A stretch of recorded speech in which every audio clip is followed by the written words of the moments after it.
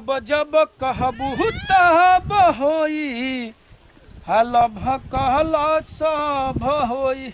ए मदे साला प्लास्टिक के जोन मोबाइल दे दिल बालो सनु कंपनी वाला आदमी के साला बुड़बक बना के रखले बालो सही ए माने नेटवर्क कामे नहीं कहत का हम चलाई एकरा के। अरे मर्दी चौपटवा तो गजब गजब गाना गावता हो। अरे मर्दे बखोरन भैया। हां खखोरन भैया तू बड़ा स्वस्थ धत के जातल केने हो। अरे मर्दे नहीं खो जानो ना हो चंडेस चौक पर जातनी मर्दे त नहीं नो। हां विनोद जी को दुकान पर जातनी। हां अपना मैडम खातिर के सिंगार का सामान पूरा पूरा खरीदे जातनी नो। हां ए मदे ठीक कहत तू लोगवा यही से कुल परेशान बाटे। हां हो का कही रे भाई जवन गति तोहरी आ तवन गति ससुरा हमारी हमहू एकदम परेशान हो गइल बानी समझ लिह की। हां हाँ क्या कहीं हो लागत कि यही तरह न पूरा दुनिया तबाह बा। अरे हाँ यार ई शादी ना भइल ससुरा बर्बादी हो गइल एकरा ले निमन तो हमनी के कुंवारे रहनी जा त ठीक रहे कम से कम साला घूमत फिरत तो रहनी जा ऐस मौज तो करत रहनी जा ना। ठीक कहत रे भाई माइयो बाबू न ऐसन विपत का कपार पर विपत का पहाड़ लिया के बैठा देले बानो न कि एकदम तबाहिए का सामना करे के पड़ताटे। का करबो पूरा दुनिया तबाह बा यही से न गोल गोल घूमता। बात मर दे गोल गोल गोल गोल का पहाड़ा पढ़ावत रह दांत मार दे कहीं का गोल गोल के मतलब ना जाने लो। जनती तो पूछती तोहरा से गोल गोल गोल गोल घुमावत रह। मेहरारू जब आवेली सन बियाह के घरे तो मर्द के मदरियो नोलन नियर न गोल गोल घुमा के रख देली स। अरे मर्दी तो तू ठीक न कहत रह यही से न हम परेशान बड़ तू यही से न हम गोल गोल नाचतानी। हां तौरी न तका अब के तारा समझ में आइल ह बहुचट दास कही हमहू वही जे जाइब जहां तू तो काहे न पहले तनी चोखन चूरन बना के खा लिहल जाओ।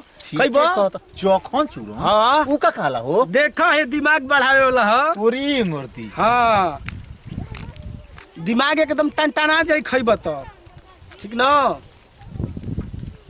बताओ रे मर्दे तू चोखन चूरन के माने ना जानत रहल का होला। ना मर्दे ना जानत रह दिमाग को रोशनी बढ़ावे वाला ह देखियो खा के कहीं उल्टा रास्ता मत धली ह। ओरी मर्दी रुको रुको रुको रुको हैं भाई जनाता जनिया को घरवा में झगड़ा होता मर्दे मेरे रुआ झगड़ा करत रसन का हो। अरे हो यार तो काहे न तनी चल के देख लेती जा हमनी को। चलो चलो चलो चलो चलो तनी देख लेही जा कैसन झगड़ा होतिया। लहे तन की चखा चूरवा खा लो तब चल जा। तुमको बुझाता हम जहिया से घर में आइल बनी हमारे कहू मन के साथ नहीं खा पूरैले मन के साथ हमारे मने में रह जाता। का तोरा खातिर नहीं कइले रे कुछ नहीं खा करत हमरा खातिर। जी मुर्दी खोखोरो हां बखरन चोनिया नो ओ जब गजब झगड़ा करत रसन मुर्दी मेहरारू घरो ही में। बुलाओ बुलाओ के बुलाओ ये हाल भाई ओ जब देखो गजब झगड़ा झगड़ा करत बुलाओ तो। ए भाई चनिया खोल के बढ़िया ए भाई चनिया खोल के बढ़िया खोलो के बढ़िया देखो के अरे बखोरन आवा आवा जब बैठा आवा। अरे का तो लोग मदे अपने में कच्चा कच्चा तहने ना कइले बड़ा झगड़ा हमनी को रोड पहले सुन के नहीं है जा। बताओ भला का कच्चा कच्चा झगड़ा के ले कौन चीज काहे इतना झगड़ा किले पड़ो जान पूछे जाई करे से का झगड़ा कोई नहीं हो जा। का हो भाई मेहरारू के अपना मानत नहीं खका। ए मर्द मेहरारू खातिर का नहीं खी करत जवन चाहत तो लिया के देते बनी अब का करी। सुनी बखोरन जी कुछ आज तक से हम इनकर सुख नहीं खिजले जहिया सेल में तो ऐसे कुछ हमरा खातिर नहीं खल लिया त हम का कही। अरे भौजी तो ठीक बा जाए तो झगड़ा मत कर झगड़ा ना कइल जाला जवन भी होला अपन प्रेम से मंगा लेबे के चाहिए। जानत नहीं ख इनका सुख आज तक हम जानबे ना कनी जितना चीज हम पहनले बानी सब हमर नैहरे के ह चूड़ी कंगन है कु माथे पर जितना बिंदिया बा है कुल जितना गर्म है कुल लटकल लटकल बा सब हमर नैहरे के ह। चूड़ी देखबो त उहो नैहरे के साड़ी नैहरे के तो सक रजाई कूलर फ्रिज सब कुछ हमर नैहरे के आ पलंगो हमर नैहरे के। अच्छा कुल चीज तोहरा नैहरे के। हां एकदम हमर सब कुछ हमर नैहरे के। आउ लइका बड़ा सन जवन उहो तारा नैहरे के। हां उहो हमर नैहरे के हवा सन। अरे बाप रे तब तो हम लोग के मामला में टांगा और बेकार बा। अजब गजब बात करे तब तो हम तोरा नैहरे के तो का जान तोड़ नैहर के ना होता कहां के हवा देख ला जाना ऐसा बात बना कहत बजे का झगड़ा के ले बनी ऐसा बात बना कि इनहू के श्रृंगार चाहता, हमरो मेहरारू के श्रृंगार चाहता, इनहू के तीनों जना एक ही रोग में रोगाइल बनी जा।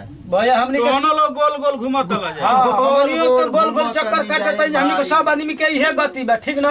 हम जानते रहे कि हम ही गोल गोल ना रे भाई, ना, पूरा हमनियो के संसारवे पास जनता चला ले ले हो जा। हाँ तब चलो हम कहते जाते ना रहे विनोद जी के दुकान विनोद पर। जी के दुकान पर तू आऊं चल चला जा, हम कुछ ले लहे हाँ, ले सुन ले। है तो चलिए नहीं जा। मैं चीज लेके आई ना तो आइबे मत घर। लेकिन जानत रह चाली भाई, तो हनो जना के झगड़ा अजब गजब बात, तो हम जना के झगड़ा में टांग अड़ावे लायक नहीं खे। हाँ मत का कर बजन सब या शादी परेशान हो बा। जाता ना बाल। सब परेशान बा मेहरारू चलो से। छोड़ जा, तो जोन भाई तोन भाई चलो। ठीक बा ठीक बा। चल नमस्कार भैया, प्रणाम। हम धर्मेंद्र अकेला। नमस्कार प्रणाम, हम नेहा सिंह।